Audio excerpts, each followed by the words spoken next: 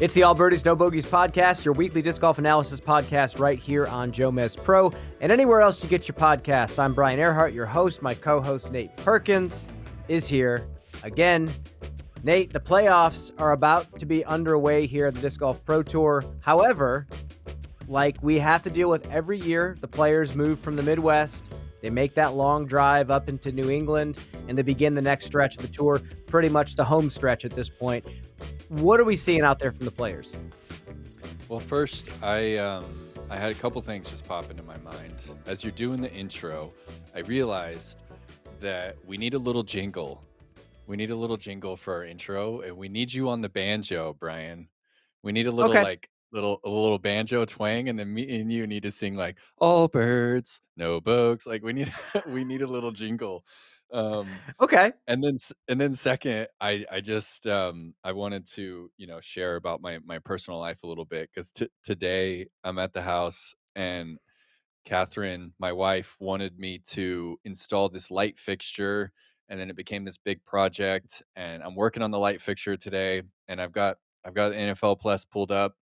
I've been a Cowboys fan for some time, but I've toned it down. I'm not like a fanatic or anything, but I still like to check into the game. So I had the game on my phone, kind of in the background. I'm working on this light fixture thing, and it turned into a crazy football game.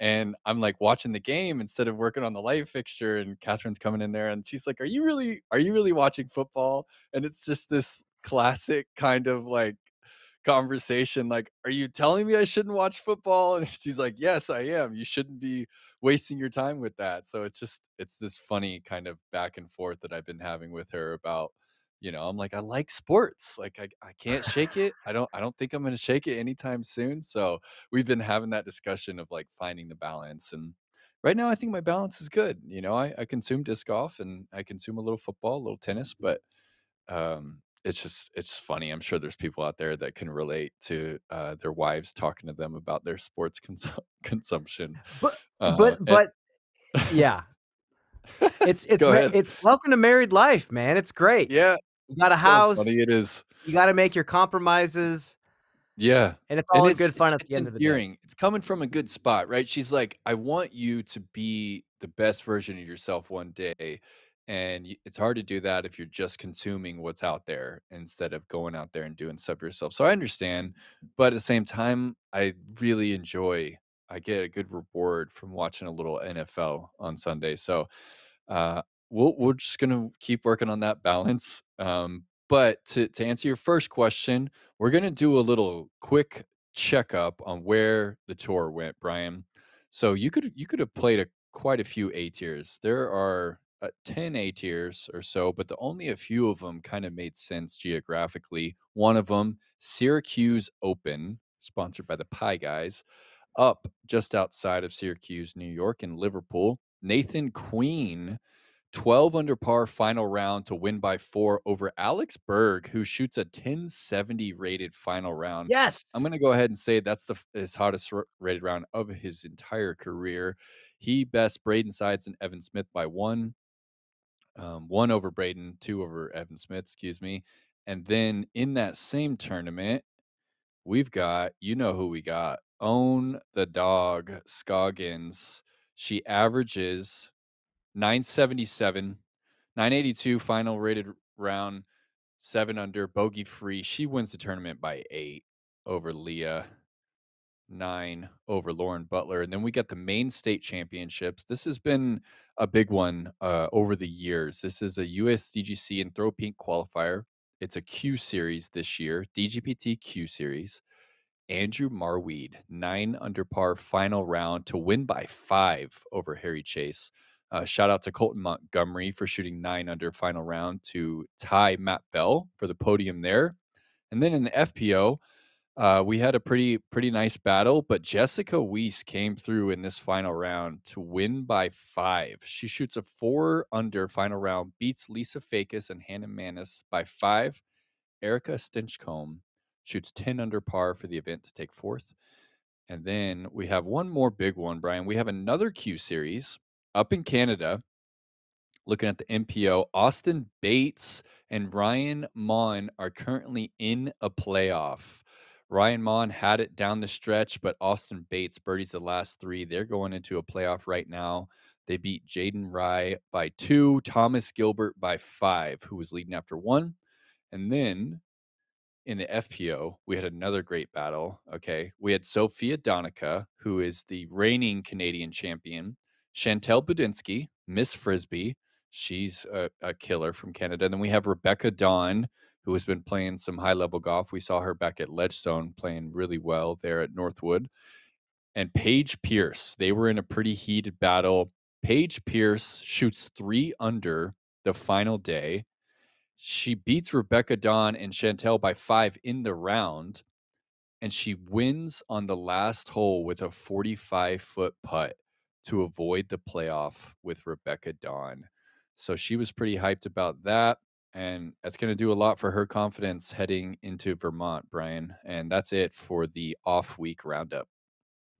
Well, Nate, first off, thank you for that. This is the very real reality of touring professionals. You kind of split off when you have that off week, and some players just can't stop playing.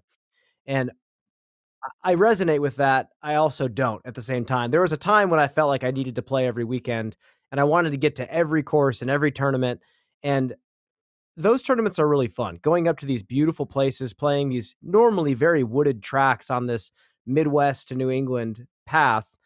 What are your experiences being on tour, playing some of these in between weeks on the way up there?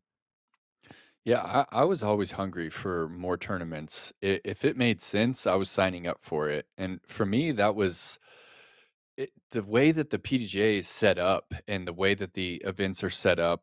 When I first started, it was easy to kind of sign up late, right? Like you could just go through your season and you could look like 2 weeks out and you're like, oh, I can go play this A tier in Connecticut and try and win the sword, you know? And then as time went on, it was like you had to plan your schedule out like pretty far in advance, and you had to be ready to sign up for the tournaments or you wouldn't get in. And yeah, just getting into them became a big deal. So I always filled my schedule up early. And then, you know, if I wasn't feeling it, I would kind of pull out late. But I felt like an off week tournament, a good performance there would give me good insight into how I'm feeling, what's working, what's not, what I need to kind of work on going into the bigger event. And for me, it always led to better results. If I went to, the local B tier, had a lot of fun playing disc golf at like a course that was like smaller and more, easier to attack, more scoreable. It would typically trigger better events following it. I think those in between events are very important for giving some of these players, and I feel like you and I were both in this category, players that week to week weren't always in the mix to win. A lot of times, we were cashing a lot of the times, but not necessarily fighting for the win. So playing some of those regional A tiers were just phenomenal ways to get that experience coming down the stretch again and being like, oh yeah, I actually have a shot at winning. For me, at least, I don't know how you felt. I felt like I was getting swallowed up there on tour, and I'd have a few good weekends where I felt like I could win, but the rest of the time, it's almost like you forget how to battle for a victory. And I loved playing some of those smaller events. Even sometimes going out and playing a doubles league was just a blast, getting competitive again and fighting for a victory against all the locals. So I totally get it. The drive up there to New England is always really interesting. I remember one time, I forgot what happened, but I think either the van or I had an RV for a brief period of time, and I accidentally went through New York, and it was a miserable experience. I forgot what happened to me, Oh, but, tight roads uh and the low bridges and stuff. oh, it Hey, was terrible. I thought I was gonna get can Catherine left openered. the tea on. I've got to go turn this tea off real quick. She left the water on, boiling. Well, now you can watch football again. This is perfect. I You can't, got babe. some I'm bullets watching in the Sunday chamber night. now. Yeah, we're not walking around the lake tonight. I'm staying in. I'm playing Elden Ring, sorry. Yeah. But anyway, I had a few experiences on tour where I took a big vehicle into a place that I did not know I probably shouldn't take it, and, I learned a lot of valuable lessons about being on the road and driving confidently when you have that enormous vehicle. But yeah, the trip up to the playoffs is always a blast. Getting a GMC, pulling into Vermont, it feels different every single time. It feels like a completely different place from the rest of the country. What are your experiences going up there to Smugs and playing that tournament? It honestly was life-changing for me. 2016, I was in my little red Prius and I was cruising up there, and I legitimately, when I crossed into the Vermont state line for the first time, I had barely even heard of it before. I'm from Texas, I'm from the South. Like, of course, I could maybe pin it on a map, but I just didn't know anything about it.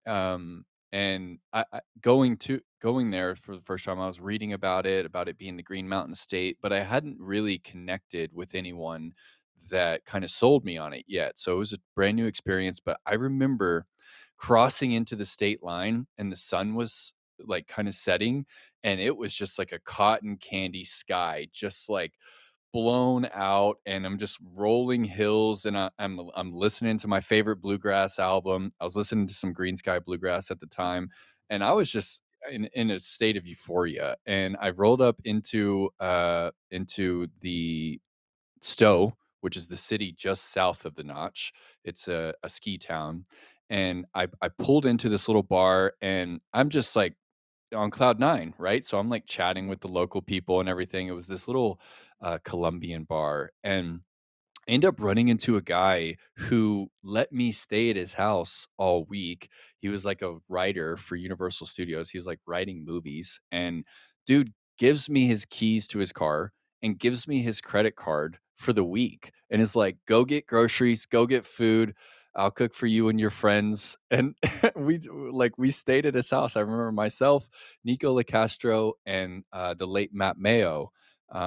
We all stayed there in 2016, and just one of those tour memories that stuck with me. And then, yeah, the courses are some of my favorite courses in the world. I've had some of my best disc golf tournaments, some of my best disc golf rounds were on those courses. So I have nothing but great memories, and I truly think it's one of the better places that disc golf has ever gone to. Is the Green Mountain Championship, the Brewster Ridge and Fox Run. It's the perfect place to end the season, perfect time of year to go there. Typically, the trees don't start changing until a little bit after we leave, but who knows? Maybe the tour will get lucky this year, and those trees will start really popping off their colors early. My first time coming out to that property, and I actually leave. I'm doing on-course commentary for this and MVP. I leave tomorrow, Sweet, man. or That's fun. yeah, today's Sunday, right? Yeah, I leave tomorrow. Are you Um, you just driving up? no, I'm flying up there because I'm staying Okay. for 2 weeks. I probably could have driven as well, but I'm just going to hitch rides with AJ or whoever else is out there. So you just fly into And Burlington?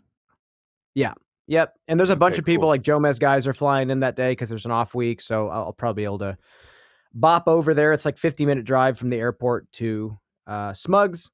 And but I went there first time in 2018, and I went there for the World Championships, and I was just blown away. I just absolutely loved it. It felt so futuristic in a way. Like everything is there. You're at the resort. You have a shuttle that takes you to the courses. The courses are in this beautiful place. There's a beautiful structure, a pro shop. There's all this infrastructure out there. I absolutely loved it. Nate, I feel like because I heard Paul McBeth say on a podcast recently, he didn't even know what the playoff format was. I feel like Yeah, we should at least same. educate the people on what the Yeah. playoff format Educate me, man. is Educate me. and educate. Okay, that sounds good. So, just to let you guys know, there has been a change this year that has made these playoff events a little bit more important to get into.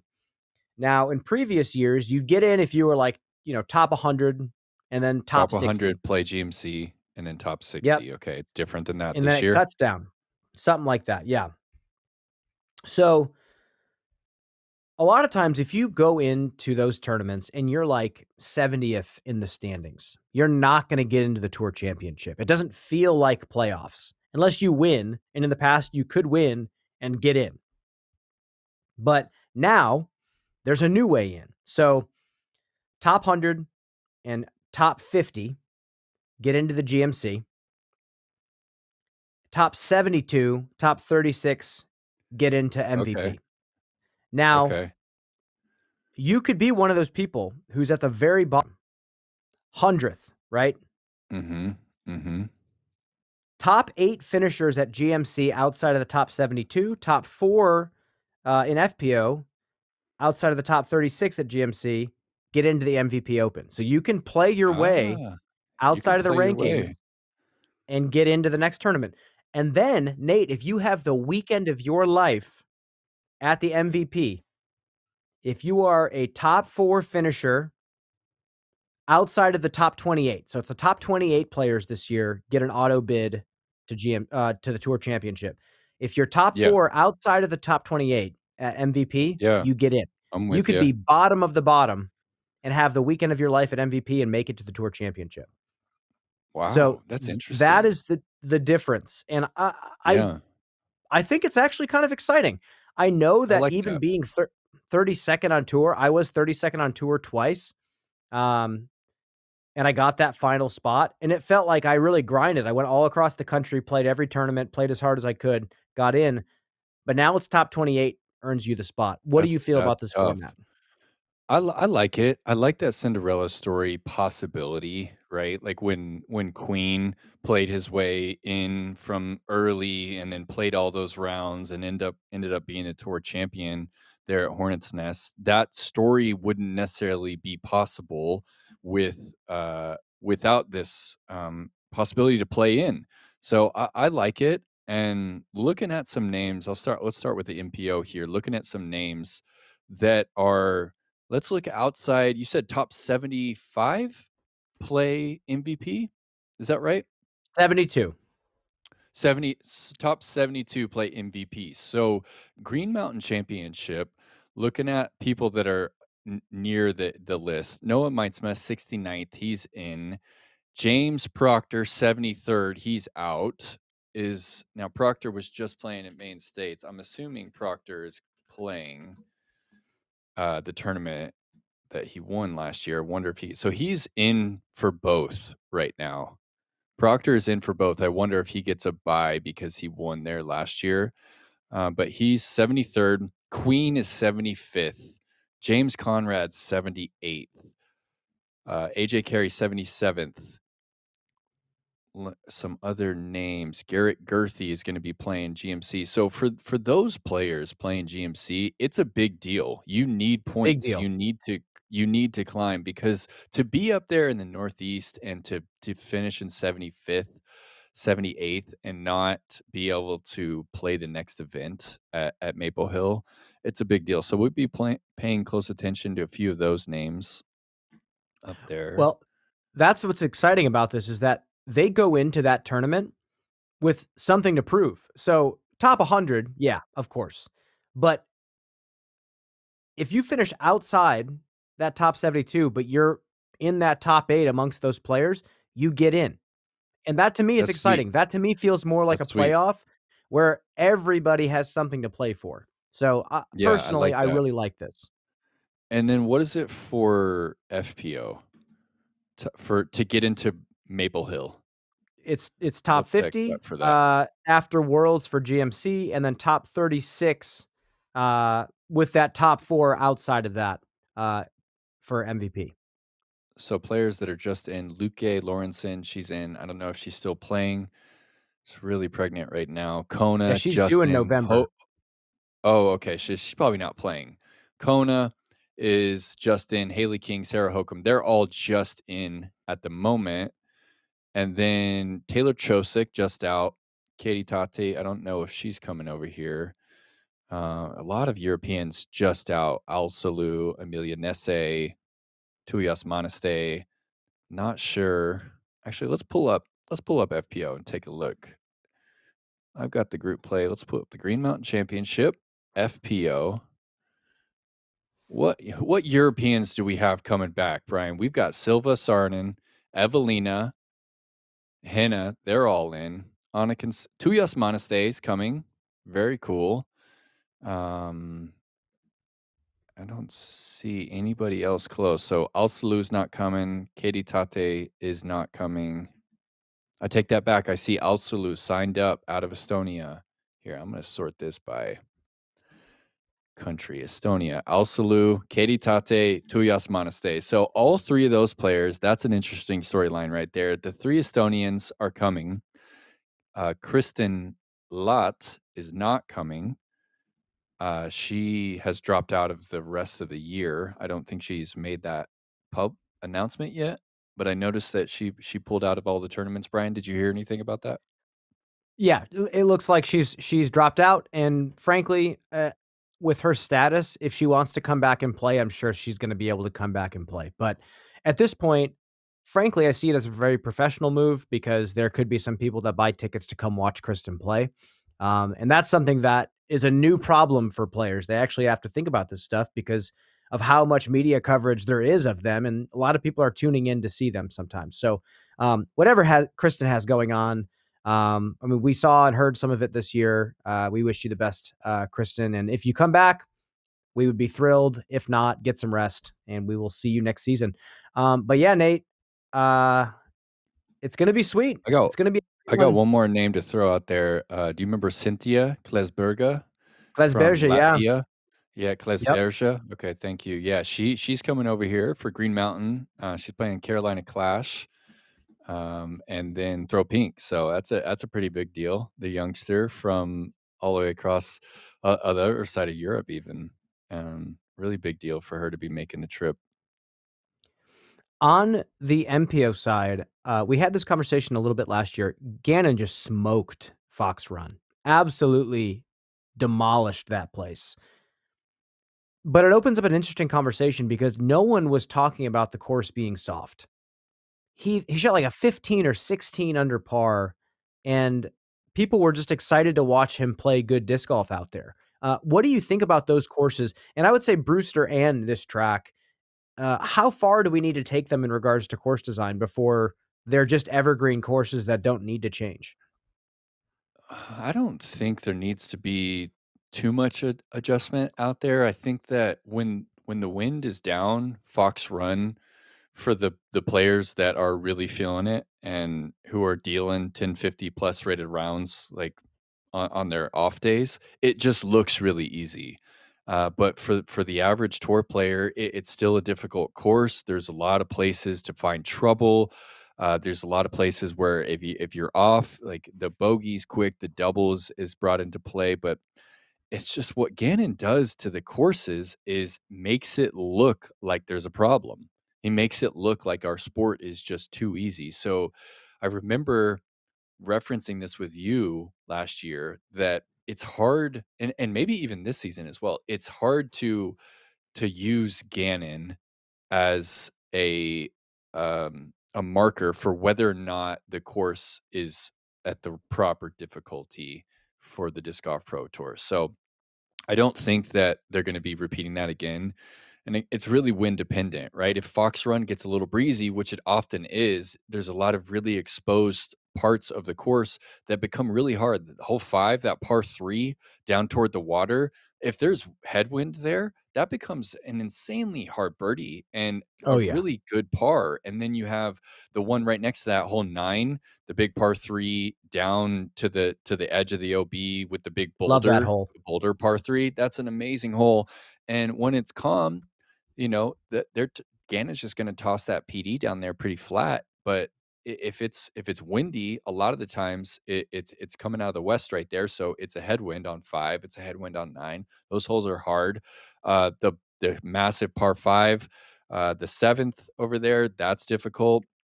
And then down the stretch, like 18, you're typically playing into the teeth of the headwind there. So by no means do I think Fox Run is too easy. It's just it's going to be a scoreable property and it's all wind dependent, right? And I think you pair that with a wooded course, which is hard to repeat.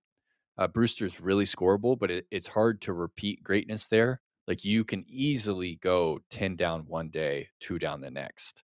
It that's just the nature of tight wooded golf. So Brewster for me is the better of the two courses. It's just the flavor that I like to watch, flavor that I like to play, but also the flavor that I like to watch. I like to see people um, sync up birdies there. Like to go on a 5-7 birdie stretch there, it's just fun to watch someone get in that rhythm. Well, let's take a look at some of the previous finishes from last year. Gannon obviously crushing the field by 7 strokes. Ricky, this is when Ricky and Gannon were starting to go neck and neck. And I remember this tournament in particular, Ricky and him were just going back and forth, laughing, talking trash. They were calling each other lucky. It was just wonderful banter to listen to back and forth. I really hope Ricky starts to feel healthy again because I know he's been talking about having some issues with his wrist, and hopefully that's not Lyme dependent because that's something he can't really do too much about. But Evan Smith podium spot last year, 3rd place. Alden Harris got a 4th place finish last year. Corey Ellis, Joey Buckets got 5th place alongside Corey. Eagle McMahon righting his wrongs out here on this property and taking 7th place last year. McBeth tied him. Presnell tied him. These courses always set up for really exciting finishes because they're equalizer courses. Fox Run is not too long, and Brewster is not too hard, and also not Yep. too long. The new hole 8, the par 5, a little bit kind of a strange hole. That was a recent change, but overall, I really love these courses. Brewster is one of my favorite wooded courses on the planet. So Yeah. I cannot wait. I also cannot wait to tune in and have these conversations about the Cinderella stories, the players that are battling their way to MVP, and then the final push to see if you can make the Tour Championship. So super excited about that. Anything else about GMC that you're excited about, Nate? Yeah, those storylines are going to be fun to follow, right?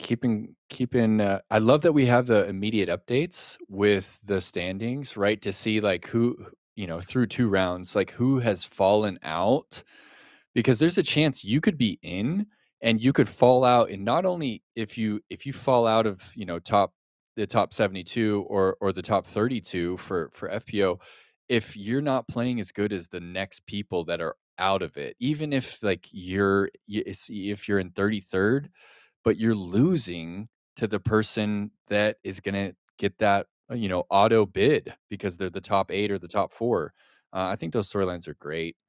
And yeah, that's it. That's about it for me. I'm looking forward to the golf. I think that we typically start at Brewster, and yeah, looking forward to that. We're doing some match play as well, right? You're Got getting up match there play. in time for Wednesday. Yep, that's the final match play before the championship at Hornets Nest, which is at the end of the year in November, right in my backyard. Super excited about that. I'm calling that one with Germ, because of course how would we not call Hornets Nest with Big Germ? Can't wait for that. But you know what, Nate? We're talking about all this really great golf that's happening here in the U.S. Home stretch of the tour. The season's flown by, but the theme of the year has been international growth. And we have a fantastic interview coming up with Zach Smith, Executive Director of the Paul McBeth Foundation, to talk not only about that, the international growth in disc golf, their part in it. They have a new initiative that they want to talk about as well called Throw for More. Let's welcome Zach in. Joining us now, special guest, super excited to have him on, Executive Director of the Paul McBeth Foundation, Zach Smith, joins us to talk about not only international growth in disc golf, but a very special initiative you guys have going on coming up soon, Throw for More. Before we get into that, Zach, thanks for joining us. How you feeling?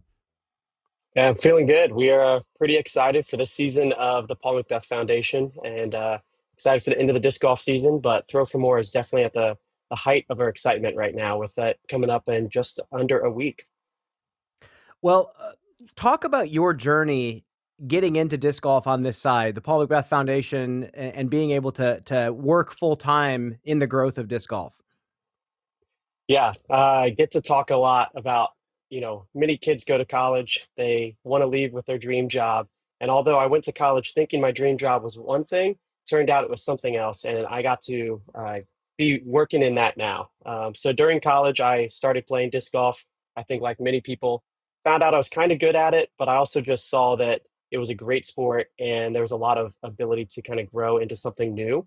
And so I went to the PDGA my senior year during my final year of sports business, and I did my full-time internship there in Appling at the International Disc Golf Center. Right as I think Joe was leaving, Right as Joe was coming in. So I didn't really have an executive director at the PDJ while I was there. It was that transition period. Got to learn a lot from John Houck and the redesign from W.R. Jackson. And then from there, just started, researching, all right, what's next for me in disc golf, and found that Eagles Wings Disc Golf was an opportunity. So working alongside Dustin Leatherman, I've been a part of Eagles Wings since 2018. And then when Dustin, Paul, Nate, and Doug kind of all started talking about, hey, Paul, like, what's next for you? What's your legacy going to look like? The Paul McBeth Foundation was birthed, and I was one of the first people to kind of come into that core team and start working and getting paid. And then as of this year only, became a full-time staff member for the Paul McBeth Foundation. Wow. And just recently took over the position as the executive director last month.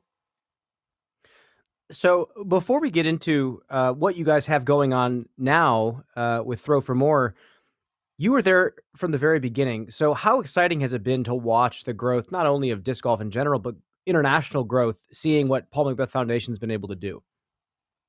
Yeah, it's just been awesome. I went on an Eagles Wings trip back in February of 2020, so right before chaos ensued in the world, and I got to go to Zambia.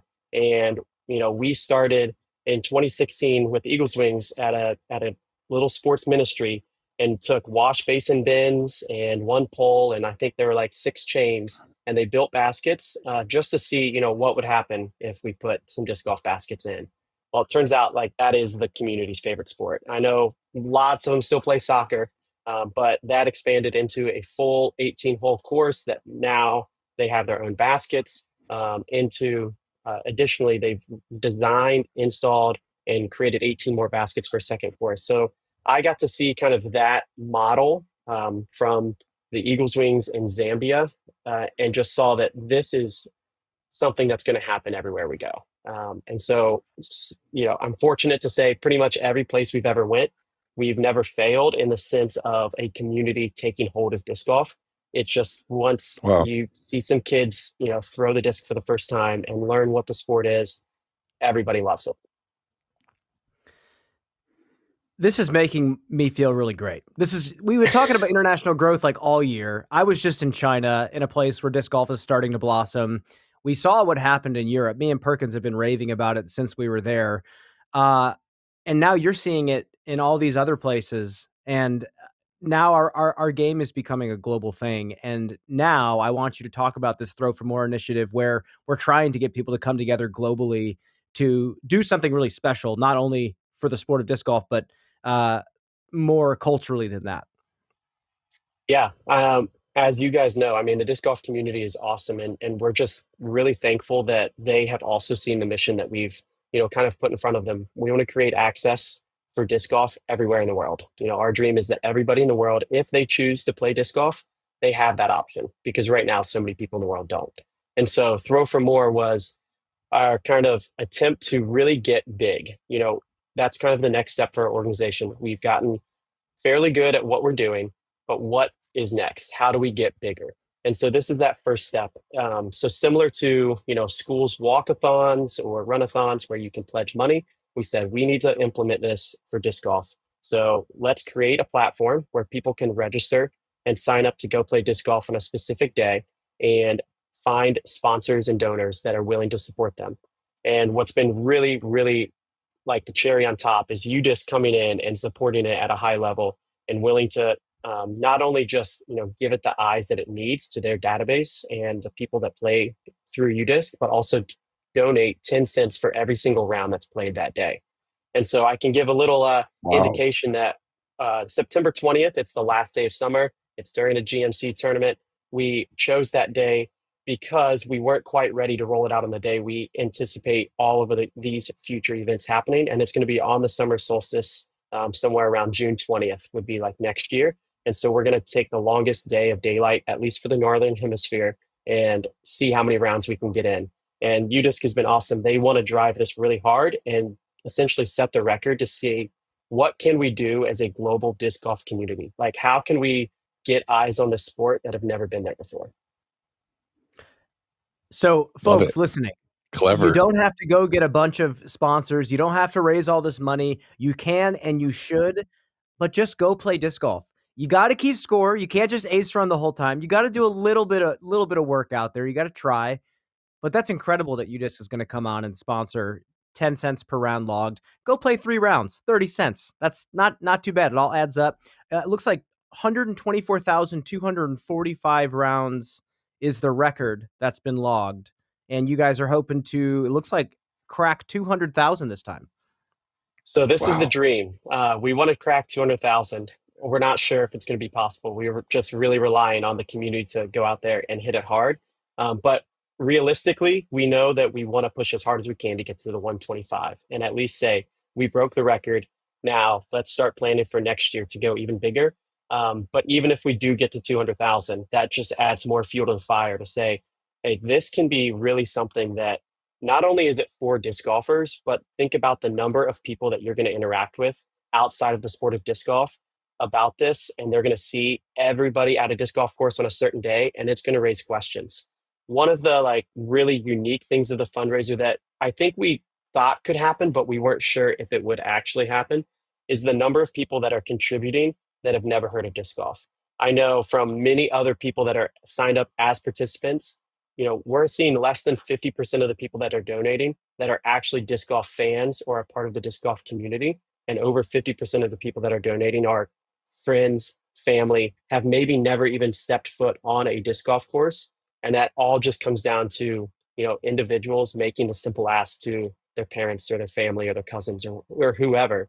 And so I think this is a really unique opportunity for not just the Paul McBeth Foundation, but just disc golf as a global sport to have eyes that have never seen it before. Wow. I got another question before I kind of let Perkins jump in with what he has for you. What is your dream for disc golf in general? I know obviously your job is to grow disc golf internationally, but in your lifetime working in disc golf, what do you hope to see?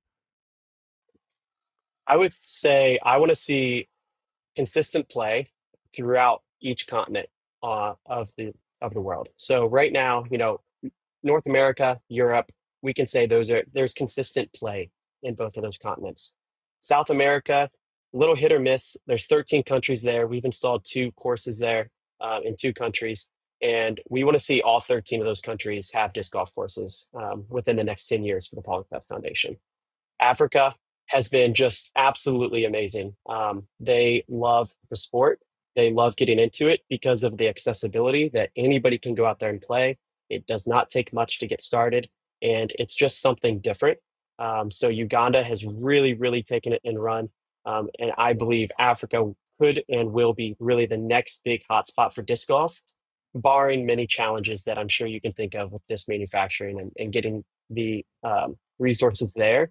But they like disc golf more than anywhere else I've seen.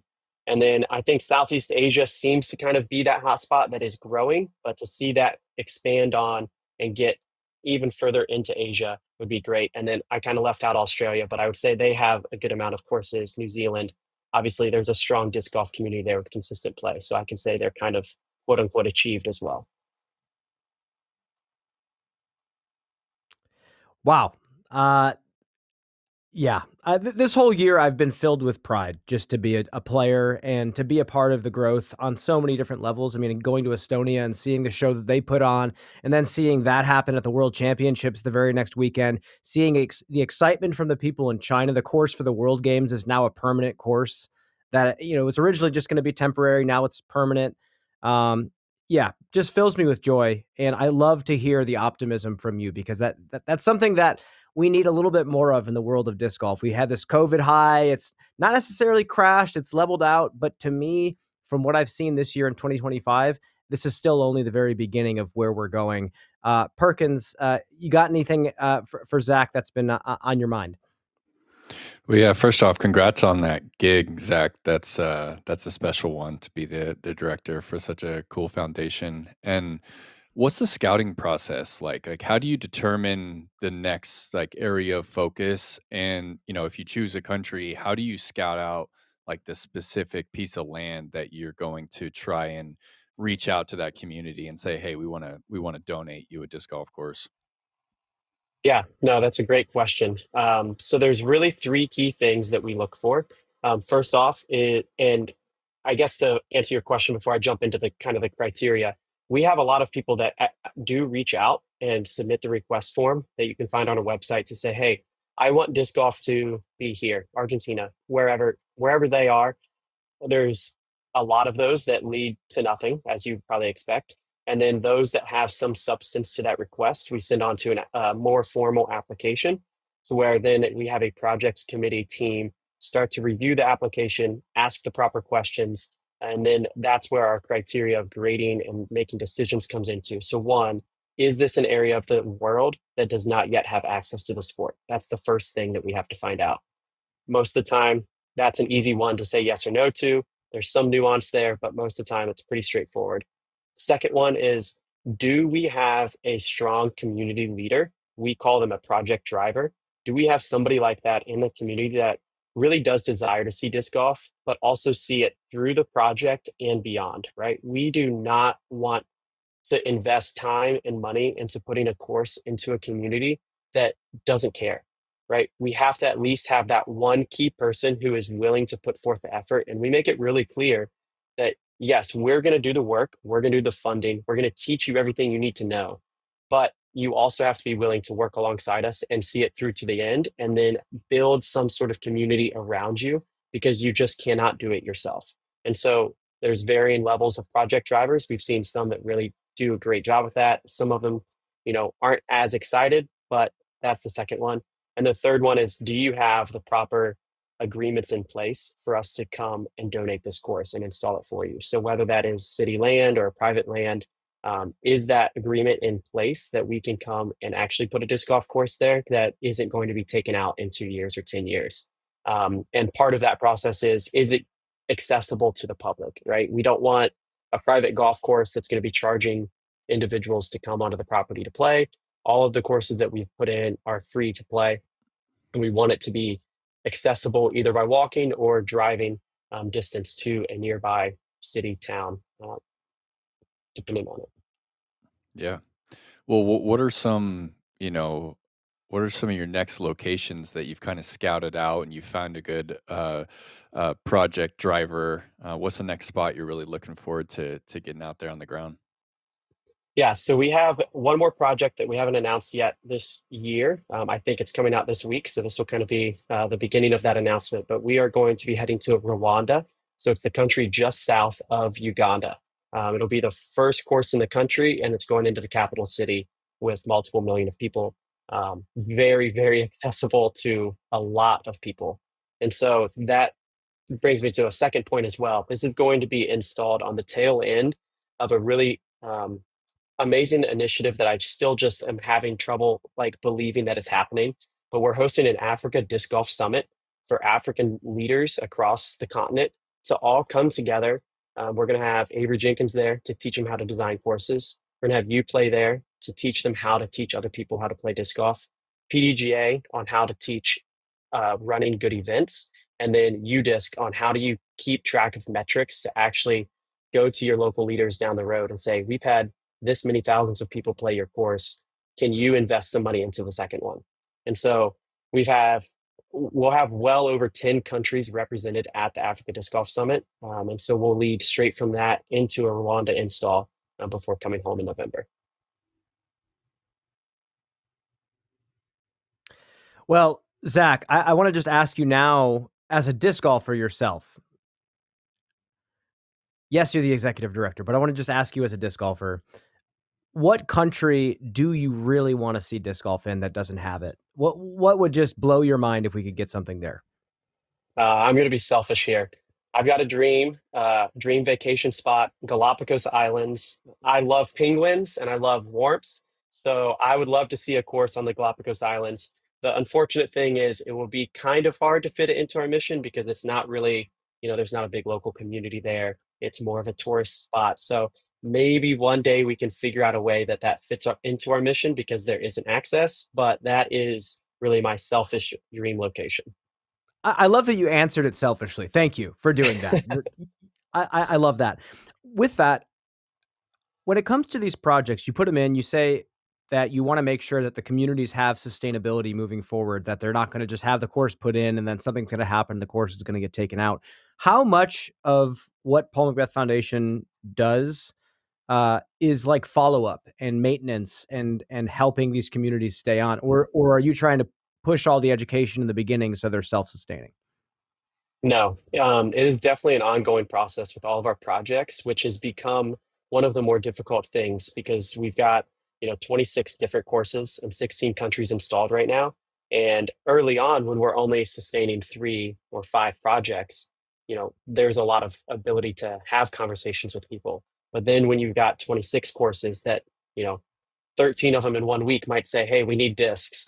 And we've got to figure out, all right, how do we get you more discs? Like, obviously, that's a high priority. Or if a basket's broken, how do we fix it? And so we have a sustainability coordinator on our team that's priority is to not only just react to sustainability issues that come up, but also be proactive on at least a quarterly basis of a reach out, say, hey, how are things going? Is there anything we can help you with? And we always really kind of extend beyond the installation. Within a first year, we try to have them host a PDGA event to get some sort of competition going because we've just seen that competition will just breed more players and people have a lot more fun when they get to compete for something. And so that has helped to as well to continue hosting events beyond that. But yeah, we work very closely with all of our projects far after they've installed, and there's been many challenges. We're starting to get into, some courses get redesigned, which presents additional challenges, but we, really strive to do our best, and we're learning each and every day of how we can do it better because we have not been perfect in that. And it's been a growing process, especially with not having full-time staff members on the team. So You guys are building the blueprint. Of course, it's going to be an ongoing challenge. There's no one else that's really doing what you guys are doing. How many courses have you guys put in? yeah, I think our number right now, and I can confirm while I'm talking, my official number is 26 courses in 16 countries. Wow. Huge, man. Huge. Yeah. Have you done anything? I know there's one course in Antarctica. I wouldn't call it a place that's like needing disc golf. I think it's on the one like science base that's out there. Have you guys had any talks of doing something like that? No, we really just try to find more populated areas. One of the All courses we right, all did, right. yeah, one of the courses we did this year was Kodiak Island in Alaska. And at the end of the No day, we way. saw that we Giant bears. there's exactly there's no courses there, but it's 12,000 people. And so we are wondering, are we going to face any quote unquote public scrutiny for, putting a course in a location that's not affecting millions of people potentially like some of these other courses. And so it's a metric that maybe down the road we might have to start considering a little bit more. But our hope is that if things continue to go the way they are, if we have a project that is going to meet a need in a community that doesn't have access, we don't need to say no. And so if there's an Antarctic community that happens to come and have enough people that they've got land and want to put a disc golf course in, maybe one day we can make it happen. Maybe you make some fake trees, you put some trees out there. It'll be perfect. Just let me know. I'll help you guys out. I like With it. that, I want to give you the stage as we kind of wrap this interview up. What else do the people need to know about the Paul McBeth Foundation? Throw for more. Go ahead, give the call to action. What do you need from the people? Yeah, I'll keep it simple. I mean, just go out and grab a friend and play disc golf on September 20th. Record your round on UDisc and just have a great time. And if you're able to do that extra 1 or extra 2 rounds, go out and do it. I'm excited. I'm going to be taking out my 6-year-old and 5-year-old. They're going to play 2 9-hole rounds. I'm going to go ahead and jog like 8 more rounds to log 10 total. And we're going to call it quits after that. But I've got a lot of information from people that are going to be doing 24 hours. They're playing straight 24 hours. And so if you want to go out and challenge yourself and try to play for that long, that's fantastic. But at the end of the day, we just want everybody that hears this to just go out and play disc golf, and we can really bond together as a community to make something really cool happen.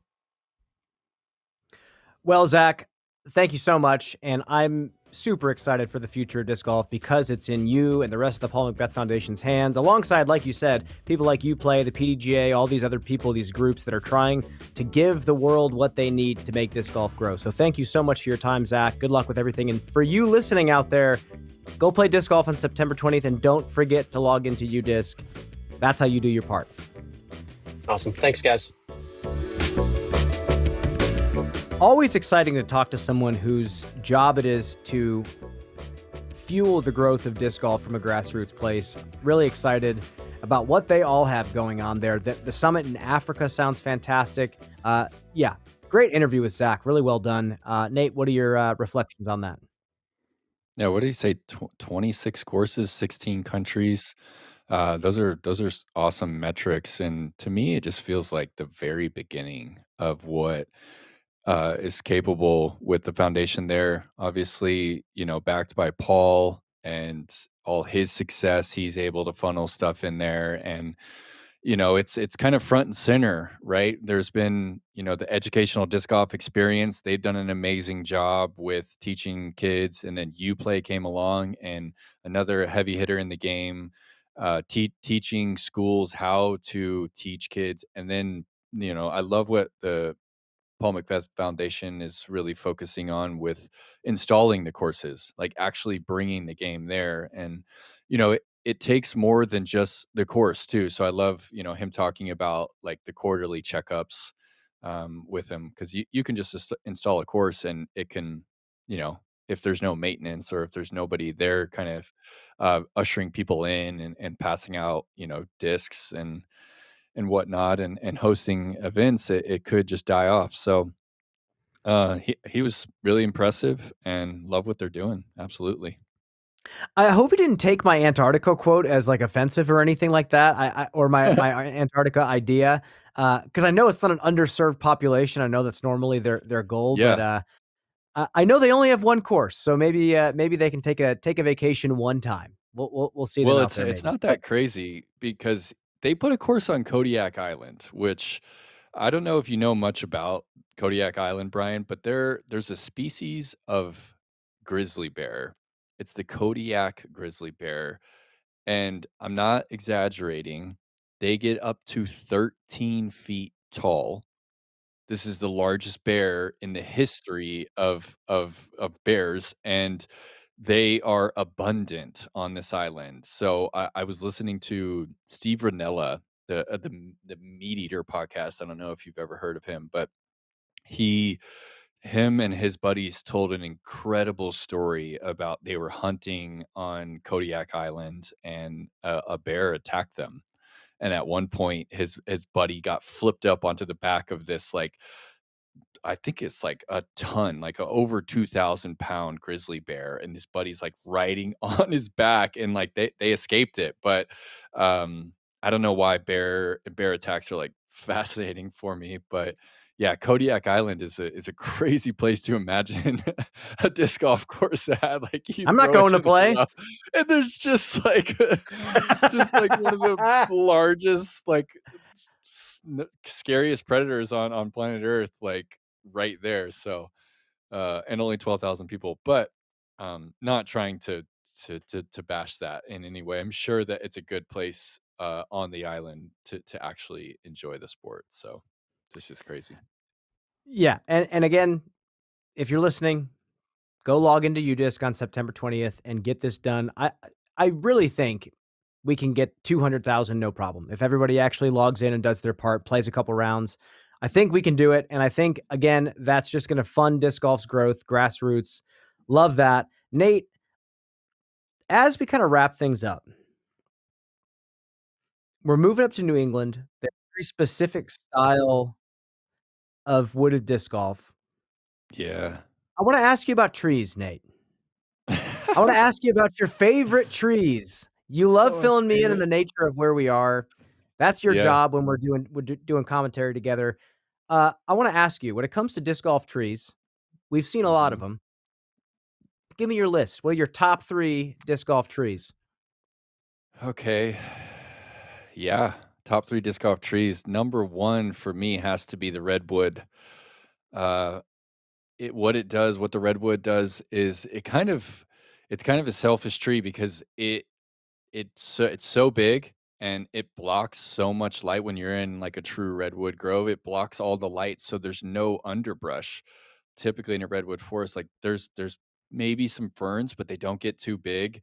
There's like the oaks struggle to grow, like all the other trees struggle to grow in a redwood grove because there's no sunlight. So it's an amazing place to play disc golf and easy to find your discs. The lines are just super grand, and they create this weird deception of distance. So it's like you're immersed in an entire another world because they're so big. You think that the gap is closer than it really is. Then you start to throw, and you're like, wow, I thought I was already past that tree, and I'm nowhere near it. So redwood tree for me, you don't find a ton of disc golf courses in the redwood grove. Of course, Brooksville is one of the great ones. There's one up in, I think it's Arcata, the Redwood Curtain, up in far northern I've heard of it. California, and there's a tee pad in an old redwood stump. I've seen that. Um, that one's really sick. So the redwood tree is first for me, and then I'm kind of biased because of where I grew up, but I really love the live oak tree. It's got to be a massive live oak because the smaller oaks are not necessarily great because they're lower to the ground. The branches don't let anything funnel through. But if a big mature oak, the branches start up pretty high, and so you have these tall canopies, which is always great.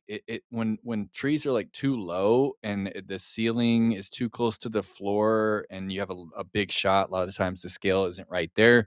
And then I just got to go with your classic pine tree. I would say the western hemlock, but I'm too partial to the west, so I'm gonna go with the ponderosa pine or the loblolly pine in my third place.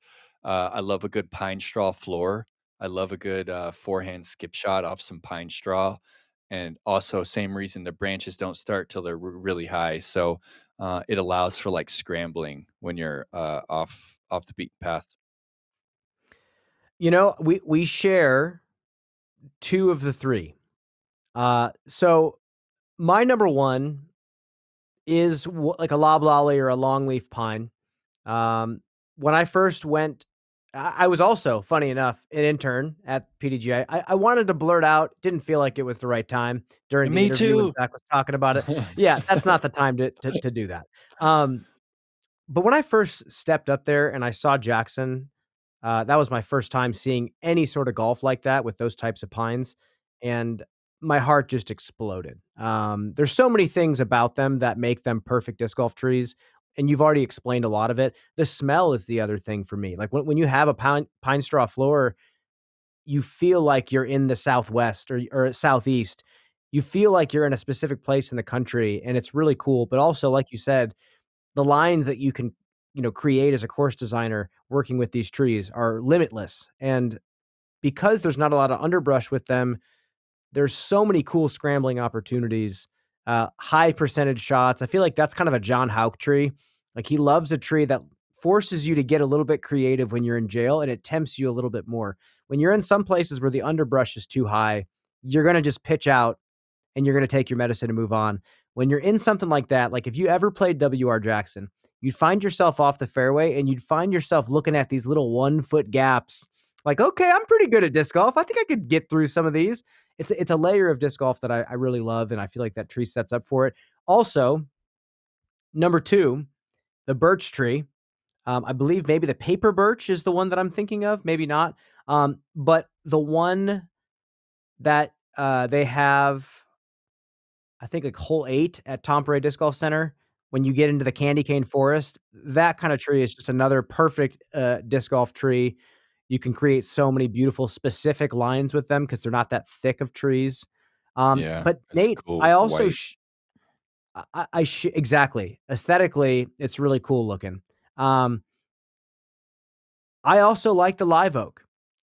There's a specific tree, though, that I saw recently that I just wish was on a disc golf course, and you could actually make a mini disc golf course just around this tree. It's called the Around Angel one Oak. tree. One Oh, tree. yeah. It's in Charleston, South Carolina. It's called the Angel Oak. It's been around, I think it's a 400-year-old tree. Have you seen this tree before, Nate? Yeah, I've seen that tree. It's Big tree guy. unbelievable. And, I know you're a Charleston. big tree guy. That's why I asked Yeah. you this question. But I think live oaks just create a really cool, uh, style of hole. When you go out to Olympus and you see kind of the Spanish moss Dude, hanging and you see some of the ceilings that's that it creates, dreamy. the natural Mhm. arches, the low ceilings. Yeah, Yeah. I like trees that give you a ceiling, like the birches or the pines, but I also love a tree that frames up these really beautiful shots. And yeah, let us know. Send us an email, Yeah. abnbpod@gmail.com. What did we miss? What's What's the tier what's list of your disc golf favorite trees? tree? It's so Yes. good. That's so funny. Yes. Well, Nate, Hey, I wanted to shout out Mari Vilman for making the 1040 club. That's super baller. Sonia. Hopefully he gets his name in the mix this week for GMC. We need a Cinderella story, man. We need a deep cut win, Brian. I think is what we really need. We need another player just pushing Gannon to the limit. Gannon, of course, 1062. I don't think that was this week, right? Tied the record this week. So funny. Everyone's like doing the calculations for him, like, oh, he's not gonna get it, he's gonna tie. They're doing all the math. Gotta love that. So huge congrats to him. I mean, there's no telling how long his run is gonna be, right? Disc golf is producing potentially one of the new greats here, and who's capable of taking it down? Andrew Marweed capable of taking it down. Like you mentioned earlier at GMC, what it does is it kind of levels the playing field out. Can you kind of touch on that just a little bit further and give me a couple deep cuts? Oh, shout out Jake Hebenheimer for taking down Failer Lake. How nasty of a win is that? Riding it, Okay, riding the dude, momentum. he shot Love that. 332 on the UDisc rating, and I can't recall what Gannon shot back in Washington at that course, but anything over 300 is like 1060, 1070 range. So So I what was think his he's average? 332 round 1 and a 317 round 2. So I think he played like 1075 golf this weekend. I haven't spoken to anybody from the tournament yet, but he beat Anthony Barella, Luke Humphreys, Paul Oman, Kevin Jones, like Adam Hemis, James Conrad. Like this is a sick win by Jake. He wins by 6. So Jake's really feeling it right now. It was good to have him on the podcast last week. He's definitely a guy that could throw his way to a win at GMC. But again, touch on what you mean by Green Mountain kind of leveling the playing field out and give me a couple deep cuts. Well, you can be a player that uh, specializes in more technical play and win this tournament. Paul McBeth, I still think is a favorite to win this tournament. Gannon, obviously, but Paul playing much better coming to this course, especially after doing not too bad at Deglow. I know he didn't win the tournament, but that's a course that nowadays I wouldn't pick him to win, and he's still right there. But here, he's played these courses so many times. He made that big run at the World Championships when Barsby won. He was right there in the mix coming down the stretch. Uh, Brewster is a course that you don't need to throw far on. You have to be precise. You have to mitigate bad luck. You have to know the slopes, where the roots are in the fairways, and Paul has that. So that's what I'm not saying that Paul's part of the leveling agent. I'm saying he doesn't have Yeah. 85 miles an hour to throw off the tee and beat the course like that. You can be an experienced player and shoot extremely well here, and a player that shapes the disc well and still play well here. So, yeah, I don't know. It seems like every play style benefits in some way. It's like playing a really well-rounded board game, Nate. A lot of different ways to win, but you have to execute extremely well, whether you choose a specific style or not. So, yeah, that's why I love this place. And the golf is always really compelling. There's only a few holes on the entire property that I would want changed. Um, but yeah, special place in All my right, give heart. me two people outside for MPO. Give me two people outside 1040. That's the cutoff. Give me two people Outside go 1040. outside 1040. Go through the list. I've got my 2 in Mm, mind. I've got my 2 in mind Silas. already. Okay, he's been Well, playing good but we're golf, not huh? picking Jake, right? We're not picking Jake, right? You can pick Jake if you want. I mean, I'm what's Jake picking rated? Jake. 10? 1028. Yeah. I'm picking Jake and I'm picking Silas. I'm going to go with a couple Michigan cats. I'm going to go Andrew Marweed and Luke Taylor. Let me find Luke Taylor one more time. Because Luke Taylor, he didn't have a great week back home in Michigan, probably put a lot of pressure on himself, but second at CCR before, and going back for me, the golf that he showed at Ledgestone, that just kind of flat, confident spin putt. And to me, I think he's a champion. And then Marweed, man. Marweed just won Main States. He's a technical guy. He's got every shot. I've played a lot of rounds with Andrew out there. I was actually on his card when he first bit into the cookie on Jomez. I saw him bite his mini. I'm like, what is that? And then it becomes this crazy meme. But the dude's a baller. We've had him on the pod here before when he almost won at Champions Cup. And he's a guy I feel like a win is just inevitable. So those are my two picks. And then give me a couple for FPO. Are we going to see the same names? Let's go outside 950. Outside 950. So we're going low. Yeah, I'm going to go Madison Walker. Okay. This is just a place where her soul comes alive. She loves this place. And then, dang it, Hokum is just a point above. Let's see. Ooh. I'm going to say Allie Smith is going to have a week, 947. I'll never forget her acing on camera at Fox Run at the World Championships. Yeah, those are my picks. Was sweet. That turnover was sweet. Okay, I'm going to go Kaidi Al-Salou coming in at 949. Remember, she got second back at Turku. And then next up is I'm going to go Lisa Fakis. She just played pretty well at Main States. And wow, what a veteran. What an absolute veteran of the game. You go back, she's been playing since 07, Fakis has. And if you go back to the 2021 World Championships, Paige Pierce battling with Katrina Allen, Lisa actually had an opportunity to take the lead on the 16th, and she ends up three-putting that hole from about 20 feet. So she could be a world champion, but what a veteran she's been over the years. Those are my picks, Brian.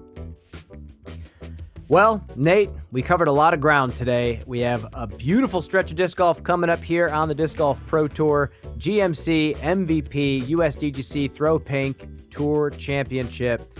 Cannot wait. For Brian Earhart, Nate Perkins, we'll see you next time, folks. What is your favorite disc golf tree? Come on.